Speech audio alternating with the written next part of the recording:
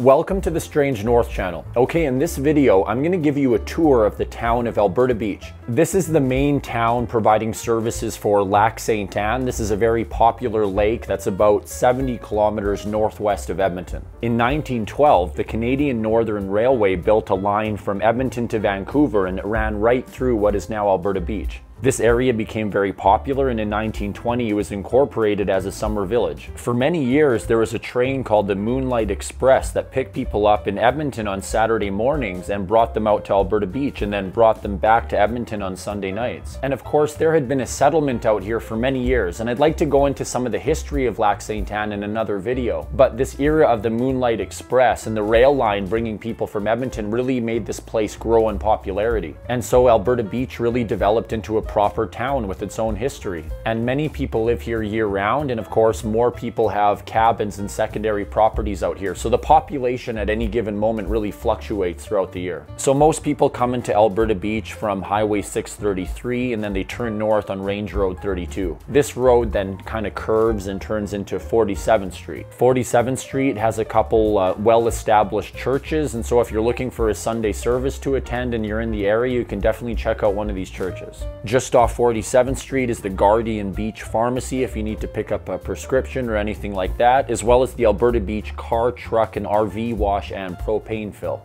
Just across the road from that is the Alberta Beach Agleplex, and this area is host to the Alberta Beach Farmers Market. This is a great little market. It runs from the beginning of May through to September, and it's every Sunday from 11:30 a.m. to 3 p.m. So the regular market is now closed for the season, but they do have a Christmas market every year, and this year it's on December 3rd. The town does have its own little post office in case you need to do anything postal related. Right across from that is the Esso and the Liquor Cottage. It's very handy to have a gas station in town, and I've never been to the liquor store. I'm not a big drinker, but it's there if you want it. And then right beside that is really the main restaurant in town, Mama's in the Kitchen. It's your typical small town diner, you know, bacon and eggs, breakfast all day, burgers, sandwiches, soup, that kind of stuff. I've been here a few times. It's always good. It's very reliable. I find the service is very good, and there's a bit of character in there. So this is a very solid choice if you're looking for a bite to eat in Alberta Beach. Okay, so we've gone down 47th Street towards the lake, and that brings us to Main Street, which is 50th Avenue. And obviously this street runs parallel to the lake shore, and so you're going to find a couple really cool beachfront parks along this road.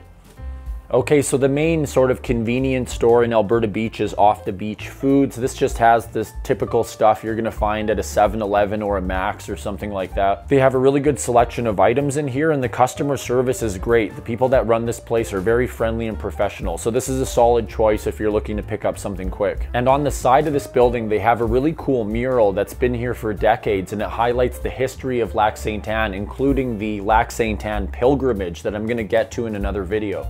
Just down Main Street is the Alberta Beach Municipal Library. Again, a great resource to have in a small town like this. Decades ago, during my high school summers, I actually worked at a summer camp out at Alberta Beach. And I remember riding my bicycle into town just so I could use the internet at the library. And this is just a fantastic library in general, and they are very welcoming to newcomers and people that don't necessarily live in Alberta Beach. And just down the road from that is the Sun and Sand Beach Boutique. This is located in an old church building, and obviously this place specializes in clothing, so if you're in the area you need to pick up some new threads, this would be the place. Okay, and then just across the street from that is the Beachside Market. This is the main grocery store in town. Honestly, this is a very decent market. They have a really good selection, and the prices are not quite as high as you might expect. The service has always been excellent, and they even have an in-house bakery, so you can pick up fresh baked goods, which is really nice. I picked up their strudels a bunch of times, and they're always very delicious. And then right across from Beachside Market is Norma's Super Clean Laundromat. I've used this place recently, and the machines are really good. And this place is great as well because they have a reverse osmosis water dispenser in here. Honestly, I don't think the well water in Alberta Beach tastes very good. Maybe I'm spoiled, but I always bring water from the city when I come out here, and during the times that I've run out, I always buy this reverse osmosis water in this laundromat. And right beside the Beachside Market is the main pier and boat launch. Most lakeside towns have something like this, and of course it gets very busy during peak season. It's a great spot to take a quick walk out and get a good look at the water. People often do fishing off this pier, and I like to take a walk out here every now and then.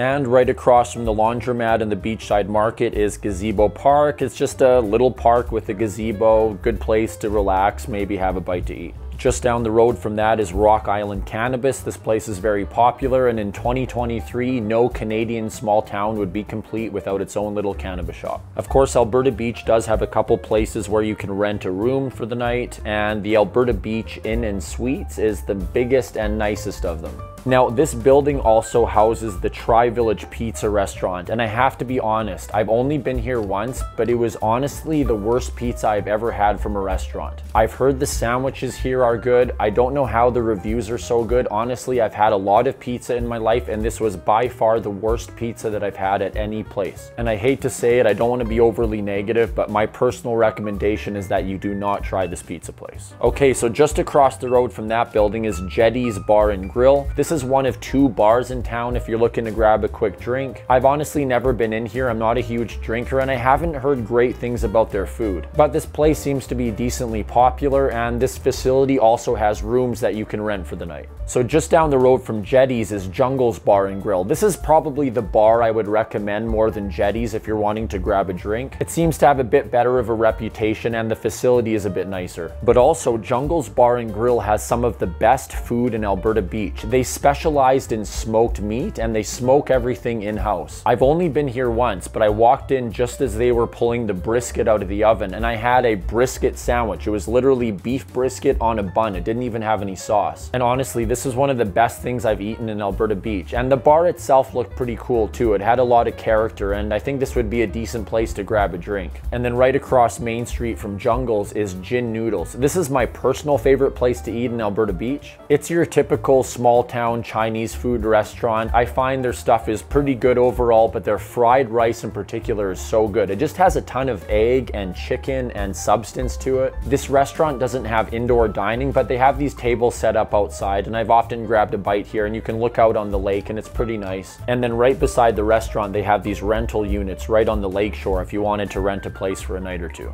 And then if you go a bit further west down Main Street, you'll get to Kay's General Store. This place is relatively new, and it's such a cute place. They have a great selection of gifts and treats and snacks and that kind of stuff. And they also have a coffee shop snack bar. And I was in here over the summer, and I had a really good iced coffee from this place. And they're just such warm and friendly people, and this place has become very popular in town. And so I definitely recommend a visit to Kay's General Store.